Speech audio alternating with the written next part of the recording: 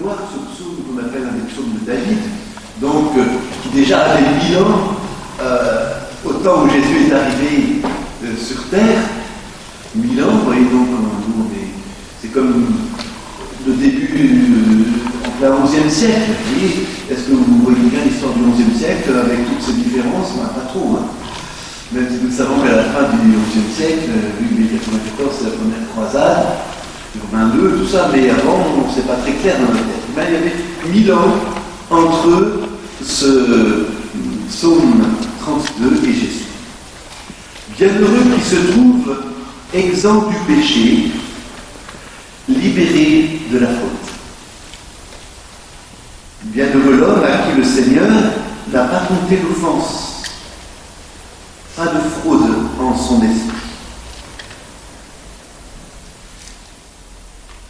Et cela termine par réjouissez-vous dans le Seigneur, exultez, vous, les justes, rendez-lui gloire, vous qui avez un cœur droit. Donc vous voyez déjà dans ce poème, ce psaume, nous voyons le Seigneur qui parle, et qui parle de quoi? Du pardon, de l'offense et de la faute que le Seigneur veut pardonner. Donc vous voyez, ce n'est pas un terme aujourd'hui.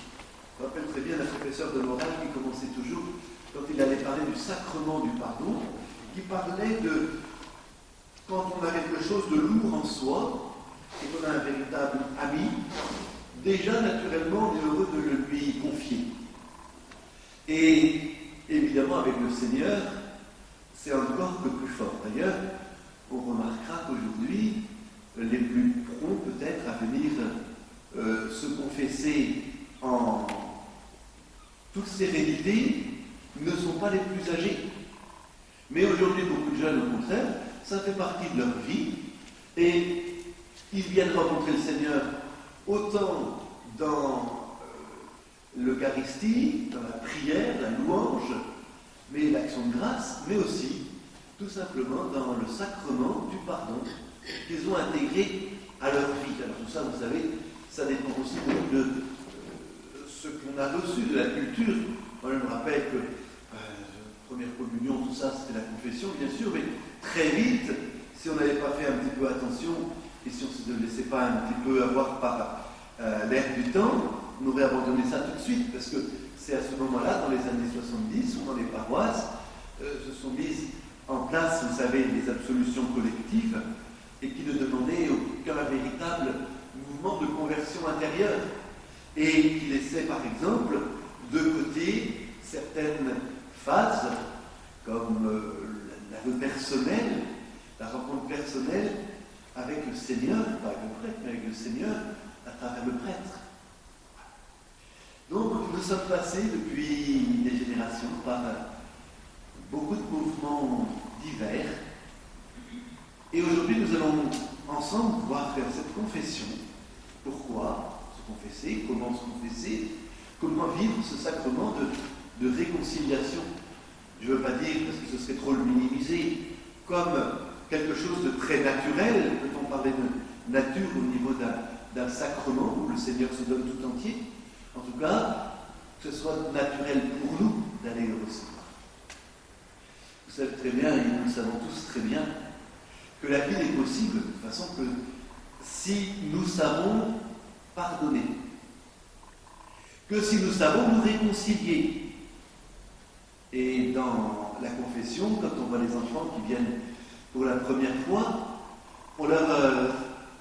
qui ne savent pas toujours très bien, et évidemment, c'est normal, comment recevoir le sacrement du pardon. On dit voilà, trois grands chapitres.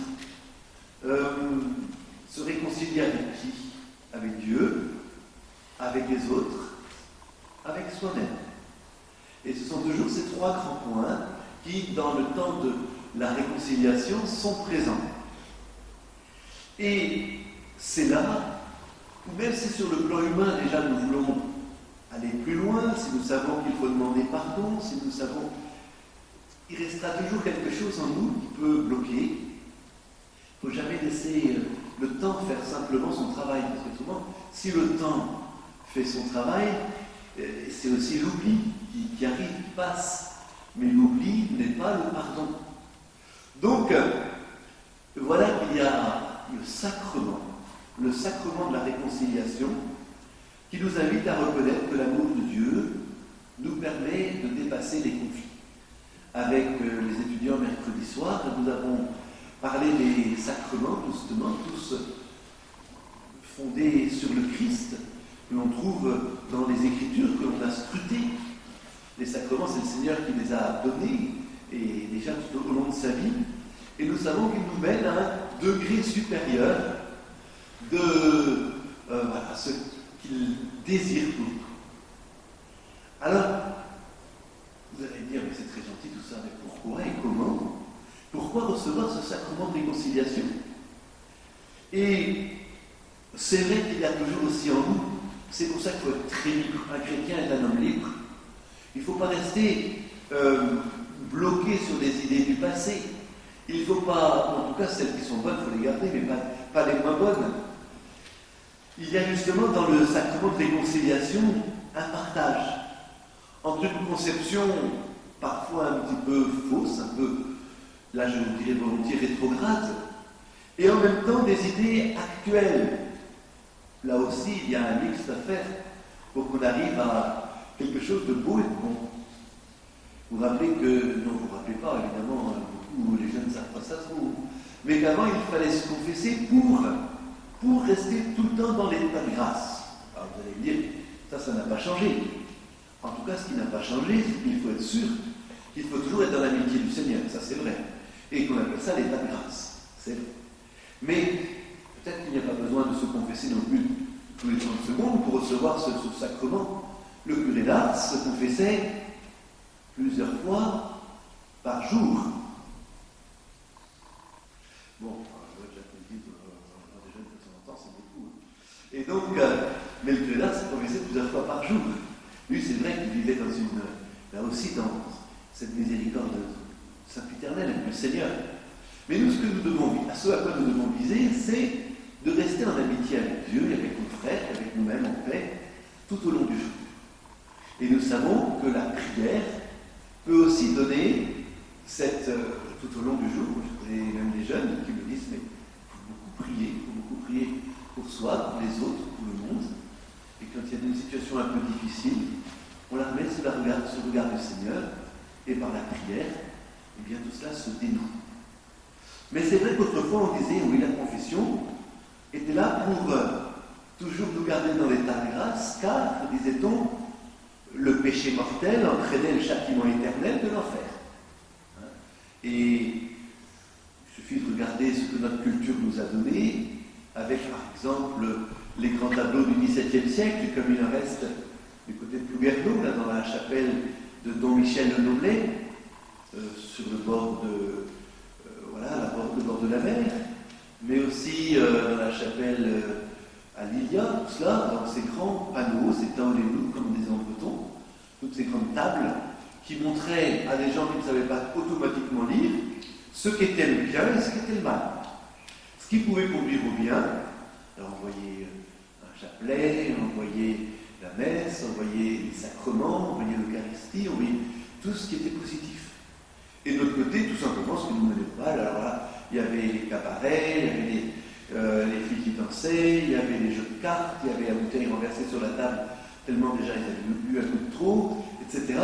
Voilà, c'était ce qui nous conduisait au mal. Et donc, c'était assez radical de remarquer, c'est évident que ça a aussi aidé des tas de gens, n'allons pas croire qu'à l'époque, Michel le Noblet, il avait trouvé une Bretagne complètement convertie et proche de Dieu, non. Et aujourd'hui, quand on parle des communautés paroissiales, des communautés chrétiennes, moi j'ai aussi beaucoup de mal à penser qu'il faille simplement penser au territoire.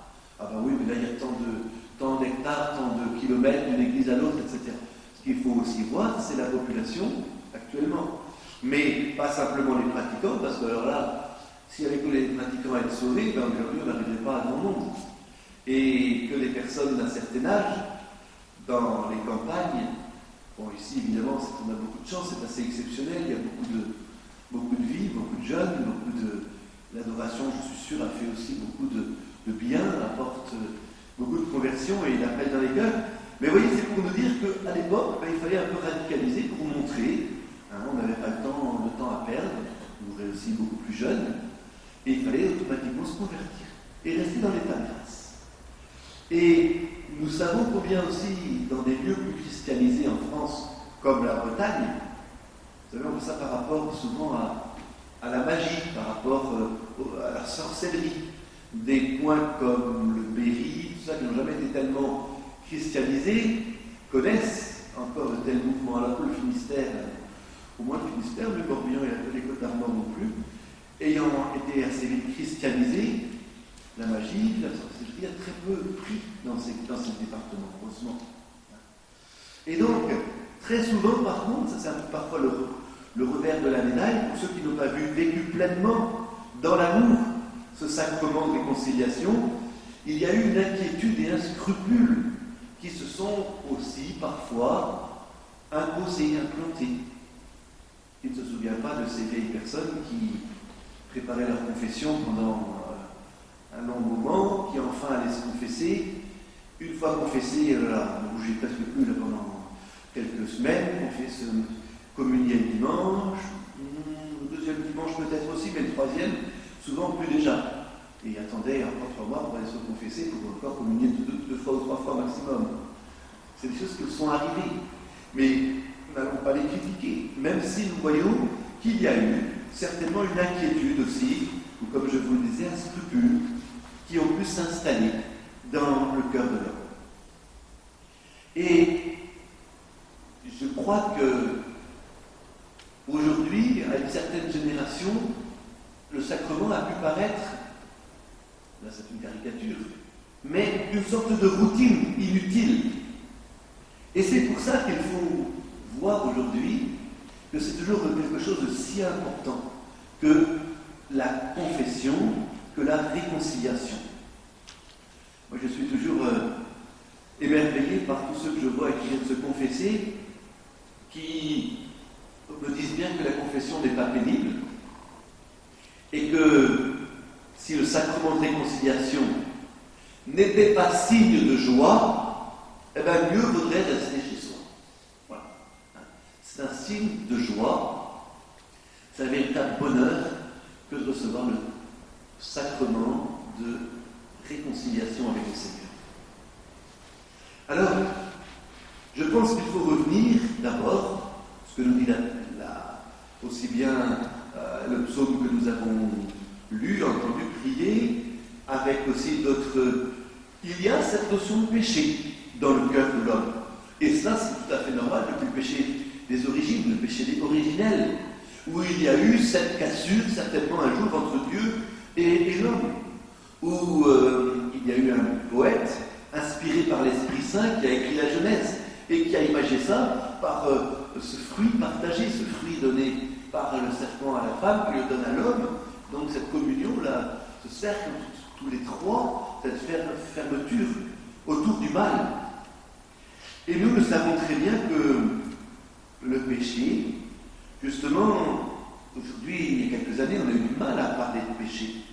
Et pourquoi ? Parce que le péché semblait s'opposer à la notion de liberté. Et c'est justement quelque chose de faux que nous allons essayer de voir ensemble. D'ailleurs, notre lundi soir, le premier lundi du mois de février, nous avons parlé aussi de la grâce ici, et nous avons même posé cette question, si recevoir la grâce, comme le contraire du péché, c'était pas non plus aller contre notre liberté. Parce que celui qui avait reçu la grâce, eh bien, est-ce que celui qui a reçu la grâce et qui donc va aller du côté du bien, il a reçu cette grâce librement? Est-ce que c'est librement qu'il va la mettre en action dans sa vie, ou est-ce que c'est quelque chose qui nous est imposé du ciel? On a vu là, entre catholiques et protestants, surtout du temps de Luther, et ce qui a été dit après chez les catholiques, la grande opposition entre liberté et non-liberté. Donc, l'Évangile ne parle pas souvent du péché. L'Évangile, et c'est ça qui est toujours l'optimisme extraordinaire, nous parle d'abord du pardon. sentiment de culpabilité apparaît comme, et c'est un peu ce qu'a voulu dire certainement Freud et toute son école, apparaît comme un résultat maladif, avec plein de tabous inconscients, beaucoup de choses qui se mêlent dans l'esprit. Alors que justement, l'évangile qui nous rattache au Seigneur, l'évangile ne nous parle pas tellement de péché, mais surtout, comme je vous le dis, du pardon. Et ça, je crois que c'est le positif auquel nous devons nous attacher. Et il aborde le péché par l'initiative de Dieu, toujours en lien avec la miséricorde divine. La miséricorde divine. Et Jésus appelle à la conversion pour accueillir la bonne nouvelle du royaume. Marc, chapitre 1, verset 15. Jésus va au-devant des pécheurs. Et là, si on s'arrêtait, on pourrait prendre aussi du temps pour regarder auprès de qui Jésus va et s'adresse. Jésus est le premier à dire, mais je ne suis pas venu, moi, pour les bien portants, pour ceux qui sont en bonne santé, mais je suis venu pour les pécheurs et pour les gens malades. Donc, vous voyez, le Seigneur n'est pas venu pour les bien portants, ceux qui croient être bien portants. Qu'est-ce qu'il fait? Il pardonne. Il pardonne aux paralytiques. Il pardonne à la femme adultère. Il pardonne à la femme pécheresse. À Zachée, sur la croix, au lavant. Et il va montrer sa miséricorde divine par tant et tant de paraboles.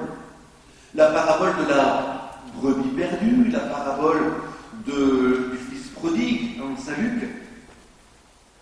Et ce qui montre le mieux, je pense, dans l'Évangile, le poids du péché, la gravité, gravité, ça veut dire lourd en latin, la gravité du péché, c'est que Jésus affirme, lors de la dernière scène, que son sang est versé pour le pardon des péchés. Et ça, je pense que c'est ça aussi qui doit nous aider. Ce n'est pas une invention de l'Église, c'est le Seigneur qui le dit, pour le pardon des péchés. Et vous vous rappelez que les Juifs avaient justement cette notion de péché et de bouc émissaire, comme l'a rappelé Tonnet Girard, là, qui est mort il n'y a pas très longtemps, avec ce bouc émissaire, vous vous rappelez, ce bouc dont on le chargeait ce bouc de tous les péchés du peuple, et on l'envoyait le bouc au milieu du désert, mourir de faim et de soif, et en mourant, il emportait tous ses péchés, et comme ce besoin de se décharger du peuple, et de ce bouc émissaire, qui représentait ce besoin de se libérer. Et je pense que quand le Christ dit qu'il est mort pour nos péchés, c'est un aspect de l'Évangile que l'on oublie souvent. Parce que c'est là qu'on a une véritable notion du péché. Le péché, au lieu d'être cet acte, comme on va le dire, de mauvais, etc., d'abord, le péché sera toujours un manque d'amour. Un manque d'amour de Dieu, et qui va toujours atteindre la relation, la triple relation dont je vous parlais, avec Dieu, avec les autres et avec soi-même. Et regarder un péché, souvent on le dit aux enfants du catéchisme, quand ils viennent se confesser, ils se rendent compte qu'ils ont fait de la peine à la maison. C'est toujours ce qu'ils disent, et se faire du mal à la maison, de ne pas avoir aidé les parents, et quand on leur dit, mais puis ça t'a pas rendu heureux, alors là ils sont tous malheureux, ils disent, maintenant ça ne nous a pas rendu heureux. Et on dit souvent que justement, c'est pas plus difficile de mettre de la joie et de la paix à la maison que de mettre de la mauvaise humeur. C'est pas plus fatigant, c'est pas plus. Et regardez la joie que vous en tirez de faire rayonner autour de vous la joie, la paix, l'amour du Seigneur. Voilà. Et donc, ce péché, c'est ce manque d'amour de Dieu qui atteint bien des relations. Alors, on se reconnaît pécheur, non pas en se regardant soi-même, avec une petite liste de péchés qu'on peut trouver en disant, tiens, qu'est-ce que j'ai pu faire de ça? Ah ben là, je fais une petite fois, oui, tout c'est bon sort, bon, allez, je me... Bon, c'est pas ça du tout, c'est pas ça. Le péché, on se rend compte que c'est pas en se regardant soi-même, mais c'est en regardant, avant tout, quand on se rend dans l'ombre, c'est pas en restant dans l'ombre qu'on verra grand-chose, c'est en regardant ce que nous donne la lumière du soleil, ou la nuit, la lumière de la lune. Quand on célèbre un baptême, les enfants là aussi le comprennent tout de suite. Quand on vient puiser la lumière, la flamme du cierge pascal, les enfants comprennent bien les deux rôles du cierge pascal. La flamme qui réchauffe, le monde qui est très très froid s'il n'y avait pas le Seigneur et son amour qui réchauffe, et deuxièmement cette lumière qui éclaire le monde. Si le Seigneur ne nous éclairait pas, on sait très bien qu'on tomberait, qu'on buterait, qu'on serait sur ce chemin complètement instable. Donc, avant de penser à nous, avant de nous replier sur nous-mêmes et sur notre péché, regardons l'amour de Dieu et tout ce que le Seigneur attend de nous. Alors Jésus nous parle de la manifestation de la miséricorde. Jésus appelle à la conversion pour accueillir la bonne nouvelle du royaume. Et c'est vrai que Jésus montre sa miséricorde. Toutes ces personnes dont je vous ai parlé. D'abord, vous vous rappelez quand, avec Monseigneur Levert, pour Mission 2012, il nous avait distribué à tous le petit évangile selon Saint Jean. Nous se dit, tiens, pourquoi Saint Jean, qu'est-ce que ça va donner? Mais c'était très bien parce que Saint Jean, c'est un évangile dans lequel on découvre des tas de personnes qu'on ne trouve pas ailleurs. Et justement, on s'est rendu compte à des gens comme la femme adultère, comme la Samaritaine et tant d'autres. Et on sait que le Seigneur a un plan d'amour pour chacun. Et le Seigneur, dans cet évangile, lorsqu'on arrive justement à la scène, nous voyons que c'est vers Dieu qu'il se tourne. Quand il est sur la croix, c'est vers son Père qu'il se tournera. Et c'est là où c'est magnifique de ne regarder que Dieu. Parce que quand on regarde Dieu, nous, quand on vient après rencontrer le prêtre dans le sacrement personnel de la réconciliation, eh bien, quand on regarde le prêtre, c'est pas le prêtre qu'on regarde. Moi, je dis souvent aux gens qui viennent se confesser, bon, maintenant, on se connaît très bien, on est de bons amis, d'accord, mais maintenant, je ne vous connais plus, vous ne me connaissez plus. Voilà. C'est quelqu'un qui vient, non pas voir le Père un tel, mais qui vient voir le Seigneur à travers le prêtre. Donc, voilà, on fait toujours de belles histoires sur ce plan-là. Alors, on va voir le prêtre. Alors, certains vont nous dire, mais oui, mais c'est justement l'essentiel. Ce ne serait pas de demander à Dieu son pardon sans passer par le prêtre. Évidemment, en étant tellement, oh là là, moi je me confesse directement à Dieu, moi ceci, moi cela. Mais oui, mais attention, c'est pas nous qui nous forgeons notre propre religion. Comme je vous le disais à l'heure, on est des hommes libres, heureusement. Le Seigneur ne veut pas des pantins, le Seigneur ne veut pas des gens qui seront des marionnettes, il veut des hommes libres. Et libres dans leur choix, libres dans comment ils vont orienter leur vie. Mais en même temps, c'est lui justement qui nous a demandé de nous confesser de cette manière. Quand il a dit à Pierre, mais Pierre, tout ce que tu liras sur la terre sera dit dans les cieux. Tout ce que tu auras délié sur la terre sera délié dans les cieux. Pourquoi ne pas se confesser directement à Dieu? C'est parce que Jésus a voulu cette Église. Jésus a voulu l'Église corps mystique dont il est à la tête. Et il a voulu cette Église à qui il a donné le pouvoir de pardonner tous les péchés. Ça, je pense que c'est encore un des signes à quel point il nous aime et qu'il nous chouchoute tous, parce que justement nous sommes l'Église. Et que cette Église, nous en sommes les pierres vivantes, nous en sommes les membres choisis, choyés. Donc, c'est bien là où l'Église n'est pas simplement une communauté, mais où l'Église est bel et bien une communauté de frères, une communauté voulue par Dieu, et elle est divine. C'est pour ça que cette communauté, même si elle est créée avec des hommes et des femmes comme vous et moi, qui sommes pécheurs, elle est pourtant immaculée, cette Église, parce qu'elle est corps de Christ. Voilà, toute belle.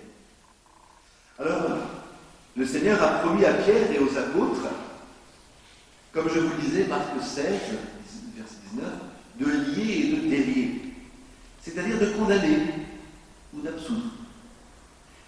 Alors, condamner, attention, n'allons pas dire C'est jamais l'Église, c'est jamais le prêtre, c'est jamais Dieu, c'est jamais le Seigneur qui va condamner. C'est nous-mêmes qui nous condamnons en nous coupant de l'amour de Dieu et en ne voulant pas revenir à lui. J'ai vu des personnes là aussi qui... C'est là où le diable est terrible, parce qu'il réussit aussi à dire à certains, oh là là, ça fait longtemps que tu t'es pas confessé. Hein. Puis t'as vu, t'as fait ceci, cela, t'as tellement de péchés, là, comment tu vas t'en sortir? Et au lieu d'être tout de suite demander le pardon, et ben on s'en compte d'autres et d'autres, et puis après on ne sait plus, et, voilà, on garde ça et ça noircit le cœur et on n'a plus le courage d'y aller. Alors que justement, se jeter tout de suite dans la miséricorde divine, eh ben, je crois que c'est là où on a tout gagné. Après sa résurrection, lorsqu'il est apparu à ses disciples et qu'il a envoyé l'Esprit Saint, Jésus, c'est Jean chapitre 20, verset 22, c'est Jésus lui-même qui le dit. Oui, c'est pas l'Église qui a inventé. Il y a tellement de gens qui ont voulu nous faire dire, passage en l'an 2, milieu de tous ces coins-là, ouais, de toute façon, il y a eu Saint Paul, et puis Saint Paul, est-ce que c'est vraiment Jésus, Saint Paul, ce qu'il dit? Est-ce que c'est pas lui qui a pris le message du Christ, et puis qu'il a un petit peu tourné, qu'il a arrangé à son goût, qui a fait une théologie alors que... non, Saint Paul a mis de manière très claire ce que Jésus déjà pensait. Et alors, Jean chapitre 20, verset 22, il nous dit « Recevez l'Esprit Saint.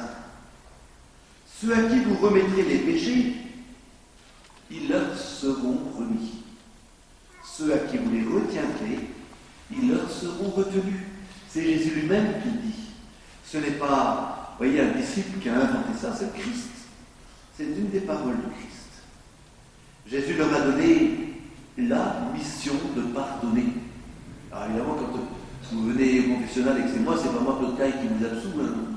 Ça ne voudrait rien dire, mais c'est le Christ, le prêtre, qui donne l'absolution. Et même, ce que je vous ai souvent dit aussi, et c'est là quand on dit que le prêtre parle, consacre, pardonne in persona Christi, hein, à la place du Christ, à la personne du Christ. Je ne dis pas, bon, maintenant, le Seigneur vous pardonne vos péchés. Non, je te pardonne tes péchés. Ceci est mon corps, hein, ceci est mon sang. Je ne dis pas, Seigneur m'a dit que ça c'était son corps et c'était son sang. Ceci est mon corps, ceci est mon sang. Je te pardonne tes péchés. Vous voyez, le Seigneur parle par la bouche du prêtre, ce qui nous dépasse complètement. Et c'est pour ça que nous aussi, on a besoin d'un autre prêtre aussi pour aller se confesser, pour recevoir le pardon de manière totale. Voilà, recevez le Saint-Esprit. Ceux à qui vous remettrez les péchés, ils leur seront remis.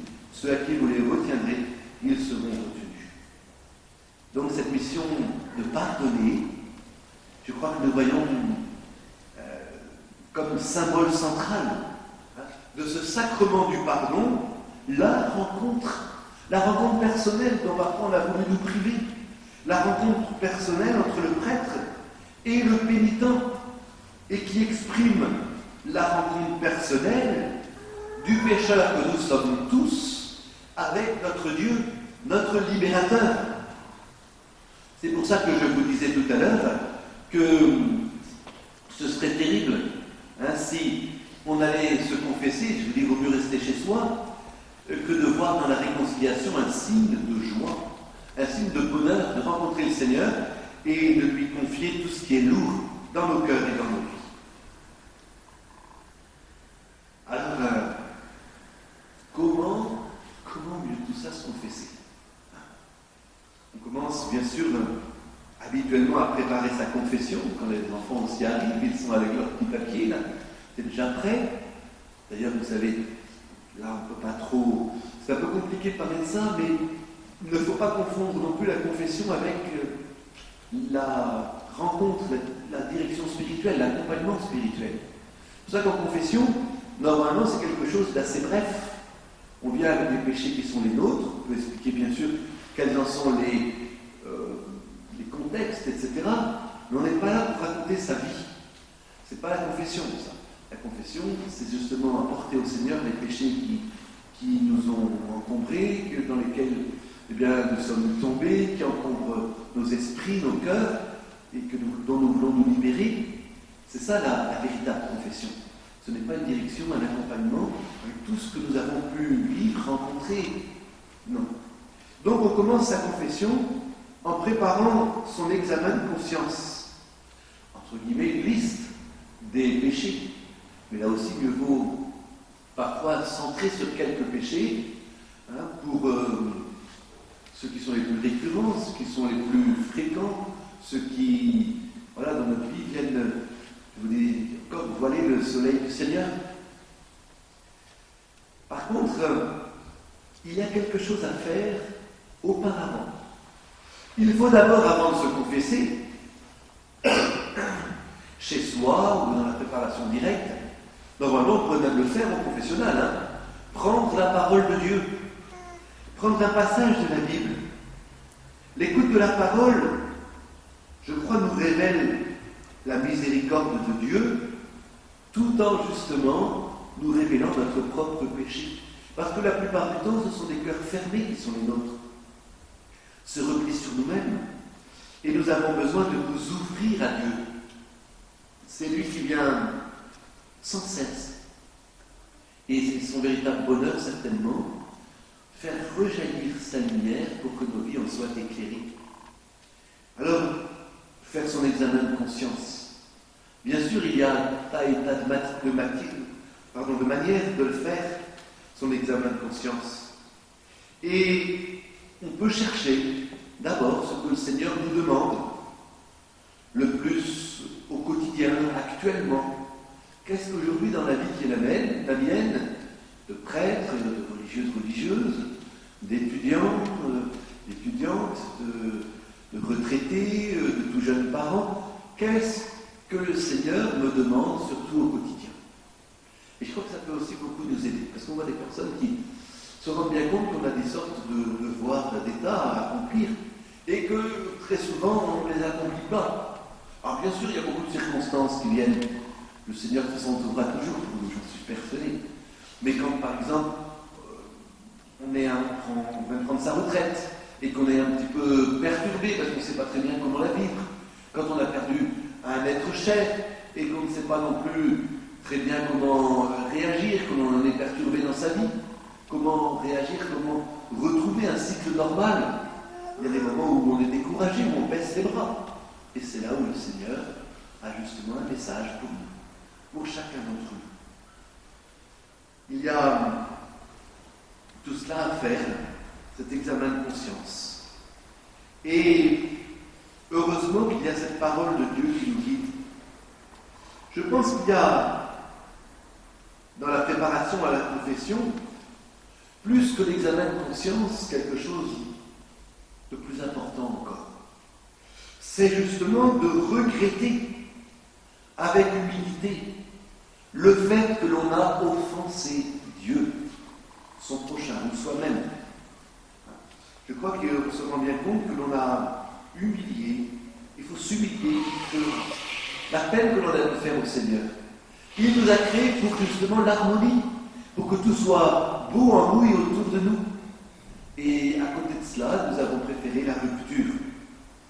Et donc, une confession ne sera valide que si on trouve ce vieux mot-là de la contrition, c'est-à-dire véritablement être décidé à prendre tous les moyens pour ne plus retomber dans le péché. Oui, Seigneur, la contrition, je suis malheureux d'avoir commis cela, de t'avoir blessé, d'avoir blessé d'autres. Regardez comme quand on a blessé quelqu'un et qu'on revient un peu sur soi-même, dans l'examen de conscience de chaque soir, on allait se coucher. Comme des fois on regrette, comme ça peut nous blesser, ou parfois celui à qui on l'a fait, ça lui fait beaucoup de mal, ou il peut l'avoir oublié, mais nous-mêmes, des fois quand ça revient, on dit mais comment est-ce que j'ai pu dire ça? Comment est-ce que j'ai pu faire ça? Voilà, l'acte de contrition. On a offensé Dieu. Et en offensant l'autre, on offense Dieu. Donc nous avons à prendre, oui, comme je vous le dis, des moyens concrets pour en sortir. Prendre des résolutions concrètes. Je me rappelle d'un vieux cardinal en Italie là, qui nous disait toujours qu'il avait un petit carnet sur lequel il écrivait aussi bien tout ce qui encombrait sa vie comme péché. Tout ce qui, par contre, est de partie toute positive.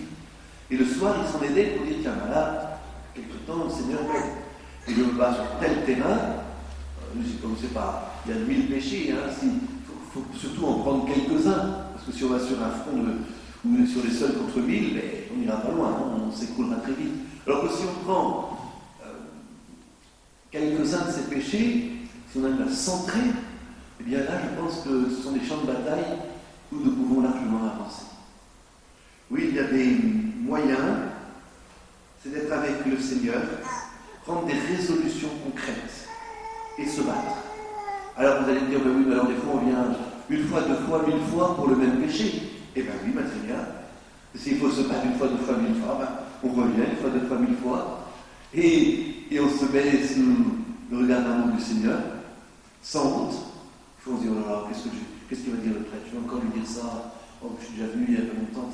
Il n'a rien à dire, il n'a rien à penser. Il est là pour nous montrer que le Seigneur est bon, mais qu'il a. La seule chose que le prêtre a à faire, c'est témoigner de ce pardon. Témoigner de la joie de pardonner et d'être pardonné. C'est pour ça que dans l'Église, là aussi, on a voulu me montrer tellement longtemps que, par exemple, la vocation sacerdotale, c'était quelque chose d'austère, de dur, peut-être, pour certains points, mais en même temps, c'est un tel bonheur de pouvoir donner la vie de Dieu aux autres. Vous disiez l'autre jour aussi, à ceux qui étaient là vendredi soir, il y a 8 jours, quand on voit combien certains papes du XXe siècle ont dû lutter quand ils étaient enfants pour rentrer au petit séminaire, parce qu'il n'y avait pas d'argent dans la famille, il y avait des bras qu'il fallait trouver pour la ferme, etc. Jean 23, Jean-Paul Ier, etc. Ils ne seraient pas rentrés au séminaire s'il n'y avait pas eu un oncle par là qui les avait financièrement aidés. Mais la soif qu'ils avaient, déjà à 12-13 ans, de rentrer au séminaire pour s'engager en vue du salut des âmes et pour Dieu. Donc tout cela, c'est quelque chose, voyez, de très important, de très fort. On est parfois, c'est vrai, découragé de se confesser en pensant oui, mais moi je ne suis pas fort, je ne suis pas solide dans tel domaine ou quoi. Bon, je me confesse, mais je recommencerai mon péché. Eh bien, c'est vrai que la confession, comment je veux dire ça, ne nous change pas complètement, ne nous transforme pas complètement. Mais le sacrement du pardon nous met dans l'humilité devant Dieu qui nous aime, malgré notre faiblesse. Et cette rencontre est essentielle. Quand on sort du confessionnal, et pas besoin d'être naïf, même si on veut rester absolument dans l'amitié de Dieu, mais à moins d'être statufié tout de suite et mis dans une niche dans l'Église, je crois que même si on a fait un acte de contrition le plus parfait possible, il y aura d'autres péchés qui nous attendront et comme des pots de banane, et paf, dès que ça se présentera, on glissera et on tombera la tête à la première. Voilà. Eh bien, le Seigneur, lui, nous dit que malgré cela, il faut s'attacher à ce sacrement. Et c'est vrai qu'on voit des gens découragés de confesser toujours les mêmes choses. Mais il ne faut pas l'être. Et il faut savoir se confesser de ce que l'on a vécu dans les derniers temps, les derniers mois. Mais parfois, il faut savoir aussi revenir sur un passé plus lointain. Parfois, il faut aussi faire une confession plus remplie, pleine, une confession dite générale. Par contre, il ne faut pas non plus être dans le scrupule. Il y en a qui, par exemple, on peut être absous 100 fois du même péché, qui vont chaque fois le redire. Même si c'est un péché qui remonte à 40 ou 50 ans. Vous voyez, il faut à la fois être complètement dans les bras du Seigneur et de sa miséricorde, mais il ne faut pas non plus être dans ce qui ne nous fera pas avancer. Comme certains restent bloqués sur tel ou tel péché, et ils oublient à côté d'autres péchés peut-être beaucoup plus graves, comme par exemple la charité, le partage et autres, parce qu'ils sont humiliés par tel autre péché qu'ils ont en tête. Alors parfois, on ne voit pas toujours en quoi consistent nos péchés. Et d'autres fois, en confession, on ne sait pas quoi dire. Je pense toujours à ces vieux prêtres qui me disaient, oh là là, quand j'étais jeune prêtre, me disait-il, il y avait encore les confessions de Pâques où 99% se confessaient en Finistère. Mais il y avait encore tellement de personnes qui disaient, bon, je vais me confesser parce que c'est Pâques, bon, j'ai rien à dire. Non, j'ai rien fait. Depuis un an, non, depuis un an, tout à fait. J'ai rien fait, j'ai rien dit. Au prêtre, mais c'était dur, hein, comment est-ce qu'on peut donner la solution quand les enfants, c'est toujours. On gratte un peu sans y arriver. Il y a eu des petites jalousies, des petits mensonges, des petites paresses. Alors évidemment, on trouve toujours quelque chose, alors là, ah bah oui, t'as pas toujours rendu service non plus, t'as pas toujours prié le Seigneur de tout ton cœur. Voilà. Mais il y a des personnes d'un certain âge pour qui c'est plus difficile de trouver. Alors pourtant, si on fait un examen de conscience avec eux, hein, rappelez-vous Jésus avec la femme adultère, allez, que le premier d'entre vous qui n'a pas péché lui lance la première pierre. Et il se retirait en commençant par les plus anciens. Et évidemment, les plus anciens, parce qu'ils avaient vécu davantage que les autres, et péché davantage que les autres. Donc, vous voyez, il y a tout ça aussi à voir. Parfois, on peut croire qu'on n'a pas de véritable péché. Oh, à mon âge, mon père, qu'est-ce que vous voulez que je fasse comme péché? On peut en trouver. Voilà. Voilà. Mais là aussi, tout ce qui est l'attention à l'autre, tout ce qui est l'amour du prochain, tout ce qui est. Voilà. Je me rappelle d'un dominicain qui me disait toujours attention. L'amour ne se voit pas en général, l'amour se voit dans le détail. Et dans un couple, c'est tout à fait ça aussi. Ce n'est pas les choses en gros qui sont importantes, c'est aussi dans le détail.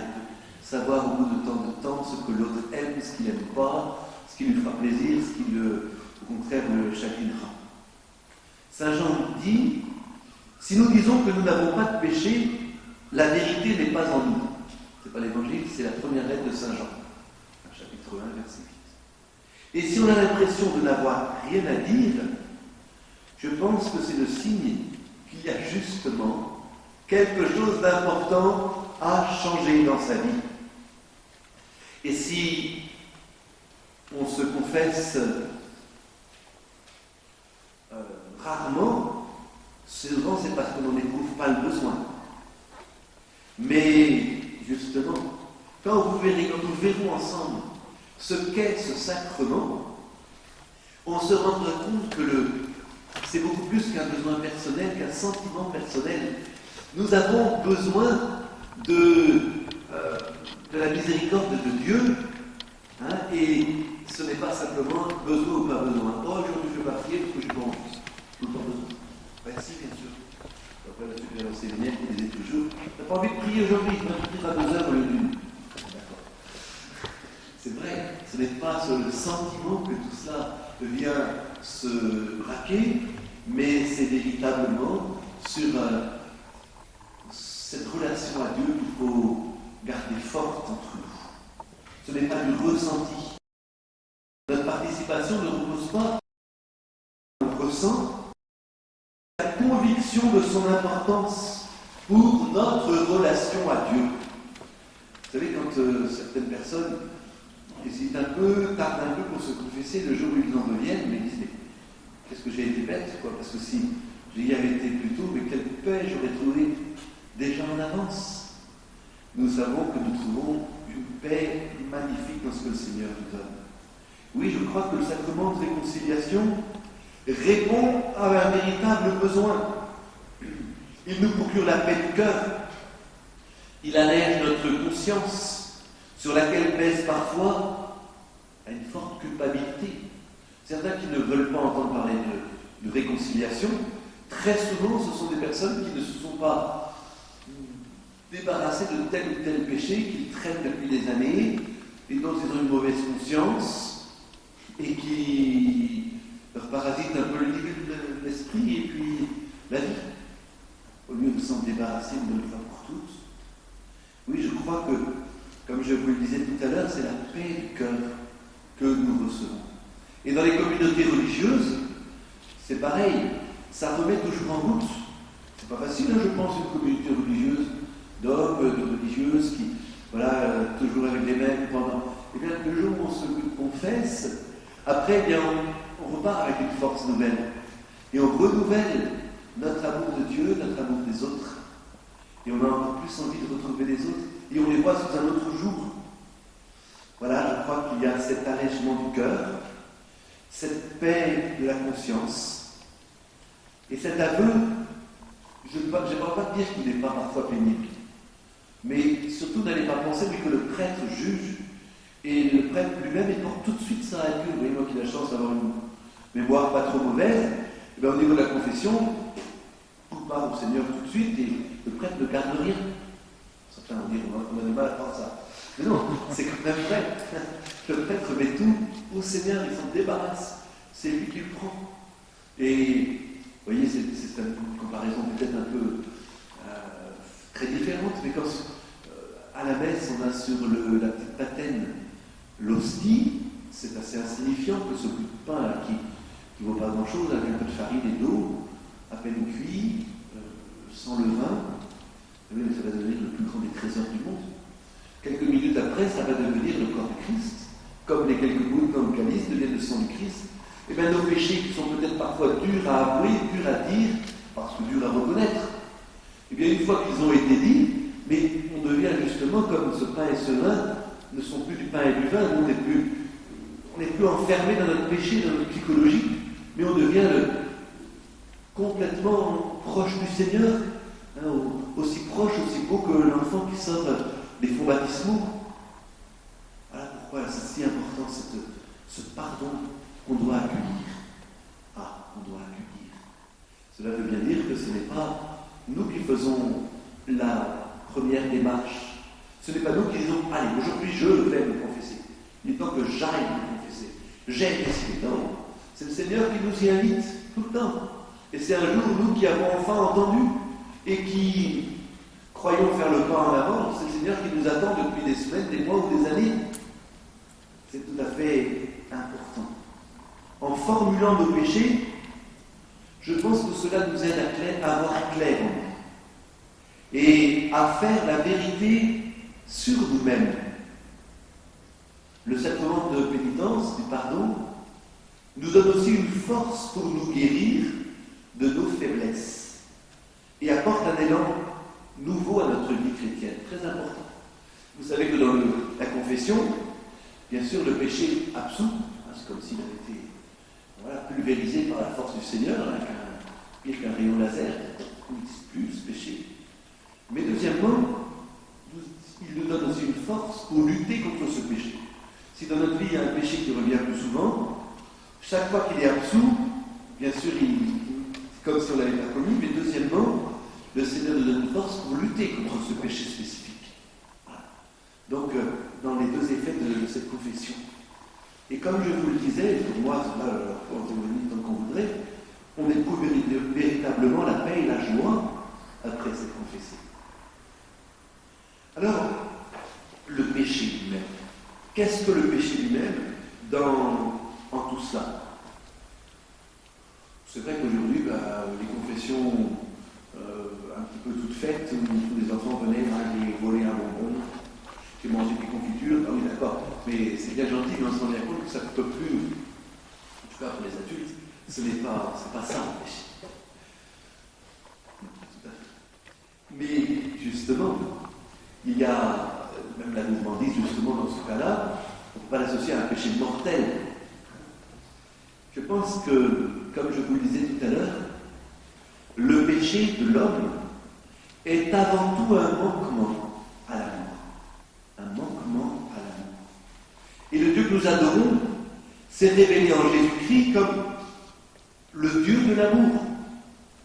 La loi du Christ, c'est la loi d'amour. Comme le Père m'a aimé, moi aussi je vous ai aimé. Aimez-vous les uns les autres, dit Jésus dans son discours après la scène. Mais déjà dans l'Ancien Testament, on a entendu « Tu aimeras le Seigneur ton Dieu de tout ton cœur, de toute ton âme, de toute ta force, de tout ton esprit, et tu aimeras ton prochain comme toi-même. » Vous voyez, le péché sera toujours un manquement à l'amour. C'est pour ça que quand Augustin dit, en reprenant Jean, aime et fais ce que tu veux, et oui, parce qu'une fois qu'on est arrivé au niveau de l'amour qui est vrai, l'amour gratuit, l'amour désintéressé, mais on peut faire ce qu'on veut, parce que tout dans notre esprit, il n'y a plus de calcul, il n'y a plus de mauvaises idées, tout est gratuit, parce que tout est dans l'amour parfait. Donc le Dieu que nous adorons, oui, c'est le Dieu de l'amour. Et quand je vous dis que le péché est toujours un manquement à l'amour, soit à l'amour qui nous vient de Dieu, hein, donc on va refuser cet amour, on va refuser d'écouter sa parole, on va refuser d'y conformer notre vie, soit aussi l'amour envers notre prochain et envers nous-mêmes. Hein, et je pense que ça va être un manquement de foi envers Dieu, un manquement à la charité envers notre prochain, un manquement à l'espérance envers nous-mêmes. Vous voyez, il y a tout cela que nous pourrions décliner. Vous vous rappelez, vous la connaissez tellement bien que voilà, relire, parce qu'on découvre toujours des merveilles dedans. Luc au chapitre 15, celle qu'on appelle la parabole du fils prodigue. Prodigue, c'est-à-dire celui qui dépense, celui qui ne garde rien. On imagine à quel point le fils prodigue il brisait son père, il a tué son père. Quand il a dit mais partage-moi mon bien, parce que ça on en parle très peu au début. Partage-moi mon bien, ça veut dire que le père il a dû vendre une partie pour que le fils ait sa véritable part. Et le père a eu le cœur complètement brisé par cela. Et pourtant, quand après tout le cheminement que nous connaissons, le fils se dit ben, moi je vais aller chez mon père et je vais lui dire non pas ça, ça c'est pas assez bien. Alors il fait tout un petit discours bien préparé, là, bien noté, pour bien le réciter. Et dès qu'il commence enfin à le réciter devant son père, on dit mais arrête, il laisse ça de côté. Hein. Tu reviens vers moi, c'est ça qui est important. C'est pas le discours qui est autour. Donc vous voyez, le péché n'est ni une faute ni une erreur, c'est un manque d'amour conscient et volontaire. Cette rupture va blesser son auteur, va blesser son entourage et va blesser sa relation à Dieu. C'est la parole de Dieu qui éclaire la conscience du baptisé et lui révèle ainsi son besoin impérieux de bénéficier de quoi? De ce que nous vivons tous ces jours-ci, cette année, la miséricorde de Dieu. Alors, je ne vais pas être plus long parce que, oui, voyez, celui qui veut obtenir la réconciliation avec Dieu et avec l'Église, dit au prêtre, comme je vous dis, le prêtre se confesse comme n'importe quel baptisé, doit dire au prêtre tous les péchés graves qu'il a et qu'il n'a pas encore confessé, et dont il se souvient, après avoir examiné sa vie, sa conscience. Il est aussi recommandé de confesser des péchés moins graves, ce qu'on appelle les péchés véniels. Et le confesseur propose une pénitence pour réparer les dommages causés par les péchés et rétablir une manière de vivre propre aux disciples du Christ. Nous, c'est un peu un petit pinceau pour moi, quand il a fallu mettre dans la feuille d'information paroissiale, mais j'ai demandé de parler de ça, c'était les indulgences. Et donc, quand le prêtre dit, bon maintenant, tes péchés de tous te sont pardonnés, évidemment. Voilà, comme l'évidence, tu iras prier davantage le Seigneur ou la Sainte Vierge.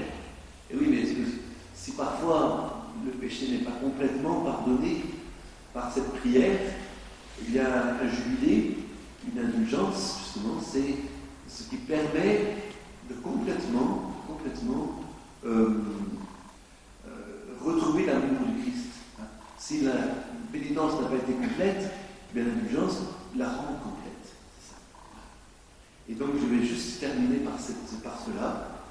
Le sacrement de la pénitence nous réconcilie avec Dieu et nous fait entrer dans la pleine communion avec lui. Et deuxièmement, il nous réconcilie aussi ce sacrement avec l'Église et avec nos frères. Il va nous donner la paix, la sérénité et va nous faire grandir dans nos forces spirituelles, non pas pour nous-mêmes devant nous se trouver bien, mais pour vivre justement selon le cœur de Dieu, pour vivre en véritable chrétien. J'avais marqué une citation que je voulais vous donner, mais peut-être que je ne la retrouverai pas. Qui nous paraît aussi de...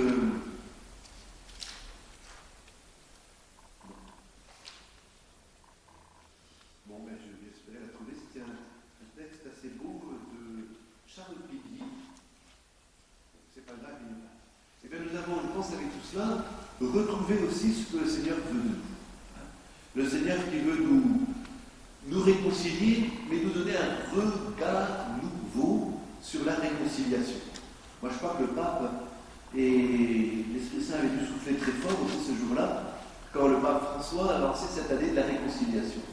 Il la lance au cœur d'un monde en flammes, d'un monde où on ne sait plus demander pardon ni accorder son pardon, et dans un monde qui a tellement besoin de miséricorde.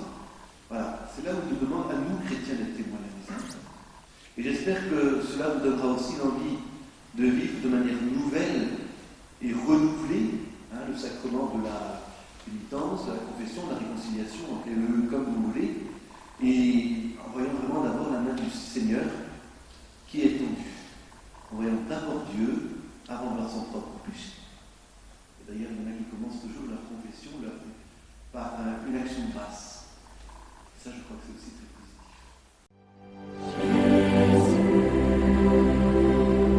J'ai confiance en toi. Beaucoup de cibles. Rapidement, donc, je vais juste vous présenter rapidement comment se passe une journée, en gros, à l'Arche, dans l'équipe. Donc, pour nous, ça commence vers 8h, donc avec l'accompagnement des personnes. Donc, on les réveille, on les aide à se préparer. On prend tous le petit déjeuner ensemble. Vers 9h30, on a ce qu'on appelle une revue de presse ensemble. L'ensemble des foyers se réunit dans une salle. Donc, on présente les nouvelles du jour et les nouvelles propres à la communauté. Ensuite commencent les activités. Il y en a généralement 3 proposées par demi-journée. On se retrouve entre foyers sur le temps de midi. Donc on mange ensemble, on prépare à manger ensemble, on nettoie le foyer ensemble. Vers 14h30, les activités reprennent de nouveau jusqu'à 17h et de 17h jusqu'au coucher. On passe notre temps en foyer avec les différentes personnes, soit pour faire des activités, préparer à manger, préparer le repas du soir, effectivement, et on les accompagne pour le coucher. Donc ça c'est notre point dans l'équipe. Et maintenant, pour rentrer plus par rapport au thème de la miséricorde, il y a plusieurs aspects qu'on peut expliquer quand même. Donc évidemment, pour moi, ça a commencé dès le premier jour, donc vis-à-vis des personnes qui sont handicapées mentales. Souvent, la société les présente comme des personnes faibles, vraiment diminuées. Et heureusement, au cours du temps qu'on passe avec elles, on se rend compte que ce n'est pas le cas. Donc ça a commencé dans mon premier jour, quand je suis arrivé, j'ai été accueilli par 2 personnes handicapées, donc, que je ne connaissais absolument pas, qui sont venues vers moi. Et j'ai eu dans un premier temps un petit temps un peu de... Comment on appelle ça ? Pas de recul, mais une certaine méfiance, parce que je ne connaissais pas du tout le handicap mental, et je me suis demandé effectivement comment ça allait se passer. Et je me suis rendu compte, donc, dès les premières secondes, effectivement, elles m'ont bien accueilli, c'est elles qui m'ont amené vers les personnes que je devais rencontrer. Et donc voilà, ça m'a donné vraiment un premier regard très positif. Ça a commencé comme ça, donc après, effectivement, on rencontre des personnes au fur et à mesure de notre vie au foyer. Ça demande aussi pas mal de travail, effectivement, de comprendre, de les comprendre, d'apprendre à les connaître. Et effectivement, de pardonner effectivement le fait qu'elles ne puissent pas forcément répondre à nos attentes. Ça, c'est un des premiers points, je pense. Je pense qu'avec ça, je pourrais peut-être parler justement de l'inverse aussi, c'est-à-dire que les personnes accueillies nous accueillent aussi. Voilà, tu peux parler. Donc les personnes nous accueillent aussi avec nos propres faiblesses, nos propres limites. Donc, je ne sais pas ce que tu veux dire à d'autres justement par rapport au fait quand vous nous accueillez. Il y a quelque chose que tu veux dire en particulier, que tu veux partager.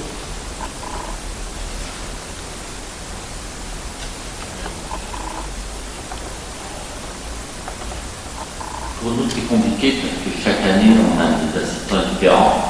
Il y a une douzaine. Donc, on a l'habitude de ce changement, mais c'est vrai, on s'y attache. Nos assistants s'y attachent. On a des assistants qu'on aime plus ou moins, qu'on aime bien. Mais ils partent, on a du mal à les leur partir. Mais on va en trouver d'autres. Et on s'y attache. Avec les assistants, c'est bien, on apprend du bébé. C'est bien, parce que si vous prêtez à l'apprendre du bébé, vous ne pourrez pas le faire vous-même. Suivant notre capacité, moi, que moi, j'ai plus de capacité que d'autres, parce que je suis pas un instrument. Comme on peut pas, chacun a sa capacité différente. Et si je ne fais pas la standard,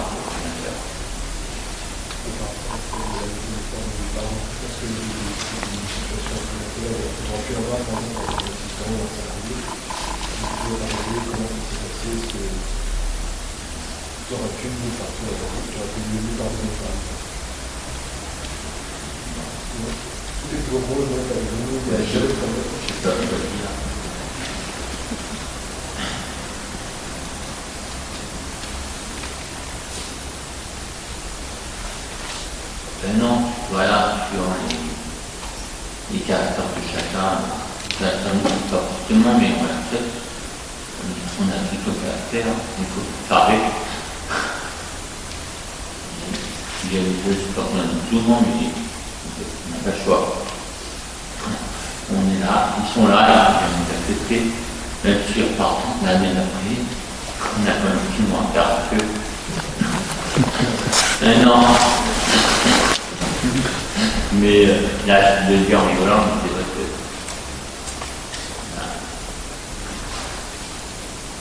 Mais en général, on a des assistants, on tombe vraiment bien cette année, vraiment bien. Jusque-là, on n'a pas sans fin. C'est vrai, on n'a pas des assistants super cette année, parce qu'on pourrait même tomber, hein, la fin du monde. Mais vraiment, ils sont vraiment bien.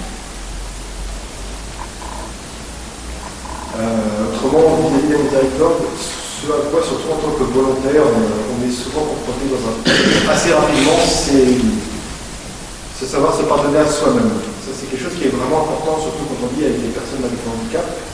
On se rend compte que finalement, l'image qu'on reçoit d'une vie en communauté, ça peut être parfois assez difficile, que tout ne marche pas forcément comme prévu, les personnes ne réagissent pas forcément comme nous on l'attend. Et c'est important de se dire qu'on n'est pas forcément coupable ou responsable d'une situation et qu'il est aussi assez important, si on veut rester et pouvoir s'établir, de se pardonner à soi-même pour toutes les erreurs qu'on a pu faire, de savoir se pardonner à soi-même, de demander pardon, en tout cas même à une personne à qui on a pu blesser, c'est vraiment important. Et dans un dernier temps, il y a aussi justement entre assistants, la miséricorde qu'on peut avoir entre nous, parce que ça reste un travail d'équipe, on n'est jamais tout seul, et effectivement, pour que ça marche, donc il faut que les relations avec les personnes accueillies soient bonnes, mais aussi entre nous, je pense que c'est assez fondamental. Et en tout cas, cette année, je trouve qu'on a vraiment une bonne équipe, on est capable de se parler entre nous. Si quelqu'un commet une erreur, on n'hésite pas à se le dire, gentiment bien sûr, de manière non pas à rabaisser la personne ou à faire comme ça, mais vraiment dans le but de progresser, de lui expliquer attention, là, la façon dont tu agis ou ce que tu dis n'est pas tout à fait juste. Et on rectifie le tir, et je trouve qu'on a vraiment une bonne communication cette année. Ça nous permet vraiment d'avoir une équipe soudée et on peut vraiment se tenir les coups dans les moments difficiles, puisqu'on en rencontre forcément au cours de la vie. Et voilà, le fait d'avoir vraiment une bonne discussion et de savoir s'exprimer les choses et d'être indulgent aussi envers ceux ou la fatigue ou les manquements de certaines personnes, ça nous permet vraiment d'être soudés et d'avoir une bonne entente.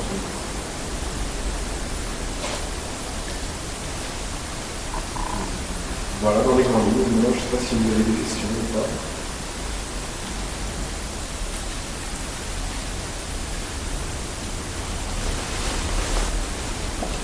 Vis-à-vis du handicap, vous avez sûrement à apprendre la patience, l'école de la patience.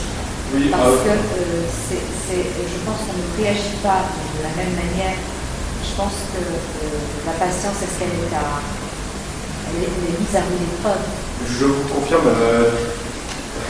Je pense que c'est valable toujours dans les deux sens. C'est-à-dire que nous envers eux et eux envers nous, oui, effectivement, la patience est mise à rude. Moi, je suis pas d'habitude.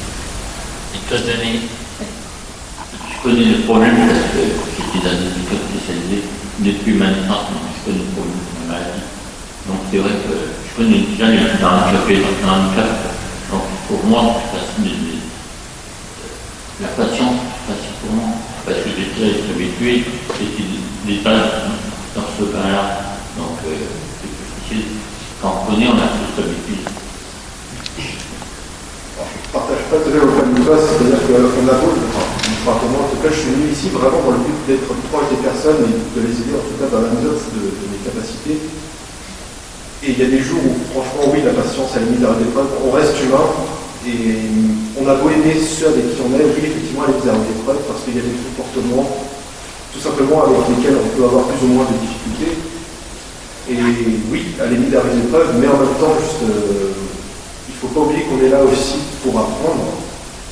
Et justement, quand on est là aussi dans un esprit de miséricorde, de pardon, la patience est mise dans l'épreuve et chaque jour c'est un nouveau commencement. On ne reste pas sur des choses négatives et finalement, même si elle est mise dans l'épreuve, généralement la récompense c'est de voir une personne qui arrive à évoluer positivement. Et justement, toutes les tensions qu'il y a pu avoir, la patience qui a été mise dans l'épreuve, ça disparaît complètement devant quelqu'un qui est capable dont on peut constater qu'il a pu évoluer en tout cas. Et à ce moment-là, est-ce que vous avez, par rapport au groupe qui accompagne, est-ce que vous avez un interlocuteur qui vous permet justement de vous exprimer? Ou alors vous vous exprimez en groupe, vous vous donnez comme vous voyez, vous faites un tour de table, ou alors vous avez quelqu'un qui vous aide aussi, je ne sais pas, je pense à un religieux, une religieuse qui peut vous aider en fait à cheminer, parce que je pense que c'est aussi un combat, mais aussi un chemin aussi, de recevoir en fait, aider un handicap, la différence en fait, c'est aussi un chemin pour cette histoire. Et est-ce que vous avez quelqu'un qui, au sein du groupe accompagnateur de l'Arche, vous aide en fait à progresser? Principalement pour les difficultés qu'on peut rencontrer, on a une parole assez libre entre nous, on se réunit plusieurs fois par semaine et on a justement l'occasion de présenter entre nous les problèmes et on réfléchit tous ensemble à la meilleure manière de les résoudre. Nous avons également un prêtre accompagnateur mais qui n'a pas forcément, qui est très libre d'accès, avec qui on peut discuter, en tout cas très librement, mais il n'y a pas nécessairement de temps spécifique avec lui, en tout cas sur les difficultés qu'on peut rencontrer. On peut tout à fait lui parler et discuter avec lui, mais il n'y a pas de temps particulier réservé à ça. Donc les solutions, par exemple, quelqu'un qui est confronté à une solution par rapport à une réaction d'une personne handicapée, elle peut en fait échanger avec le groupe. Complètement. Et souvent, justement, rien que le fait de partager, ça permet déjà effectivement de se soigner. Et le fait qu'on soit tous d'horizons très différents, ça permet vraiment d'apporter une lumière qu'on n'arrive pas à entendre quand on est focalisé sur un problème. Et souvent, que ce soit les salariés ou parfois même entre volontaires, il y a toujours quelqu'un qui est capable de dire « Attends, je vois que tu es en difficulté, moi je vois que ça, on peut faire comme ça, je peux par exemple prendre le relais. » Et effectivement, c'est quelque chose qui est vraiment important pour nous, parce que ça nous permet effectivement de ne pas s'enfoncer dans des situations où on n'arriverait pas à gérer.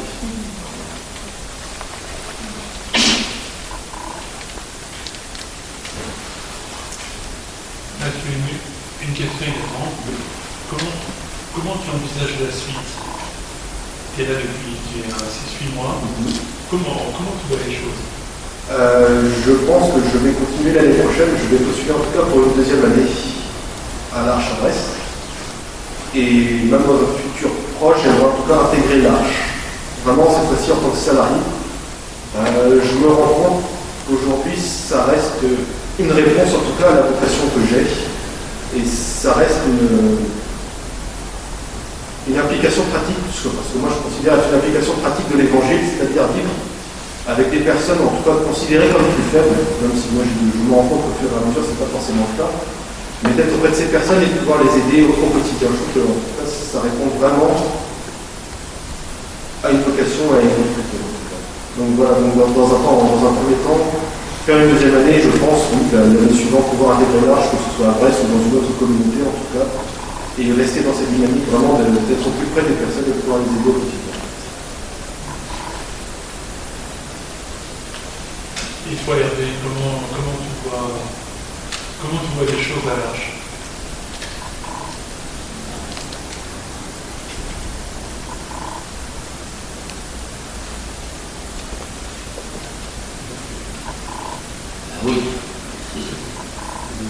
vraiment le plus important.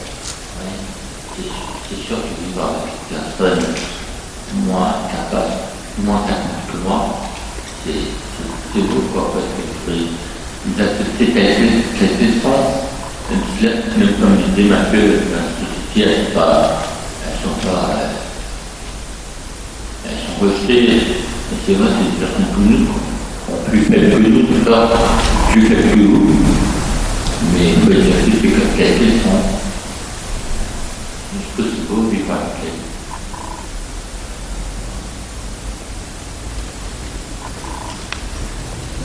J'aimerais, je ne me représente pas très bien. Vous êtes combien et qu'est-ce que vous faites comme travail Alors, à l'Arche Chabresse, il y a 2 foyers, donc avec 7 personnes accueillies dans chaque foyer, 3 salariés par foyer et 3 volontaires. Donc ça fait 6 assistants pour 7 personnes accueillies. Et il y a également 4 personnes qui sont ce qu'on appelle des externes, qui arrivent le matin et généralement retournent à leur famille en fin de journée. Alors il y a pas mal d'activités qui sont proposées justement pour des demi-journées. Il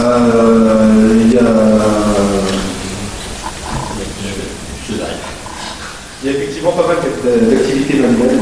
Il y a de la poterie, de la céramique, Du cheval. oui. Il y a le travail du bois, l'entretien du parc, la piscine, des activités culturelles, des sorties culturelles. Donc généralement, il y a à peu près 3 activités proposées par demi-journée. Donc ça permet d'avoir justement des groupes un petit peu assez réduits, mais qu'on peut accompagner, avec lesquels on peut faire quand même pas mal de choses.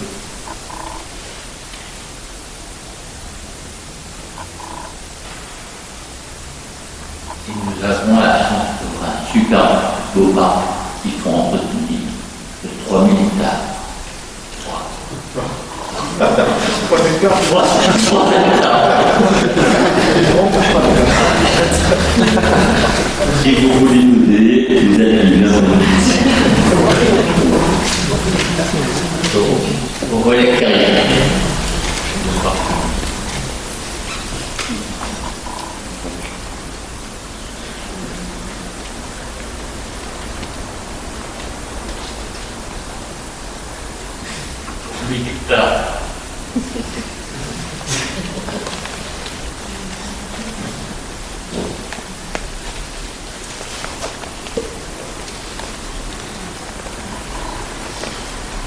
Vous avez aussi des temps de prière, je suppose. Ah, effectivement, il y a des temps de prière tous les matins à la réunion communautaire, pour ceux qui le souhaitent. Il y a un temps de prière, généralement avec la lecture de l'évangile du jour, une présentation du saint célébré ce jour-là, et qui se termine généralement par une prière commune. Et il y a également la messe tous les mardis soirs, donc qui est proposée par le prêtre qui accompagne la communauté. Et pour tous ceux qui le veulent, effectivement, il y a généralement un déplacement à la messe au dimanche.